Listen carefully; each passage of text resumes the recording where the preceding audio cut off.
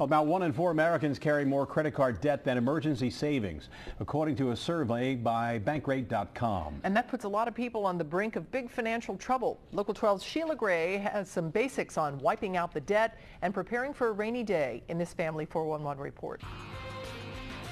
I was in over my head. One money problem after another turned into a financial crisis for mother of 5, Patricia Tambor. You have a repossessed car, you have a foreclosed home, then you have medical bills. When Patricia's son was diagnosed with cancer, it became clear she needed help. It was really hard. Patricia turned to Randy Williams, who owns a nonprofit credit counseling service. So we do deal with a lot of the early mistakes in life. Randy sees a lot of people who get into trouble with debt, from credit card debt to sky-high student loans. A lot of it starts with the budget. I mean, I know it sounds so simple to say that, but when you do not have an actual working budget, you leave yourself wide open for anything that can happen. And every good budget has to include money for emergency savings. Dr. Julie Heath is leading efforts to get financial education in more schools. She says as the economy improves, Americans are feeling good about spending more. But too often, they're not saving for a rainy day. That means that if the transmission drops out of their car, they're going to be in trouble. It's pretty tough to save for an emergency when your debt is high. So experts say pay your bills with high interest rates first and always pay more than the minimum balance. If you get a bonus, put it toward the debt. Stop credit card spending and delete your information from online accounts.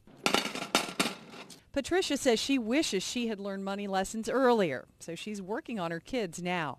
They enjoy going and getting whatever coins they find. They also grow a garden to see where food comes from, and they talk about money decisions. Patricia's tough decisions included bankruptcy, and the credit counselor helped her find lawyers to guide her through the process. Having a clean slate gives her some hope. But if you don't take that first step, nothing will change. So I guess I have hope that I've taken a step, which means I have to be in a different place than where I was yesterday.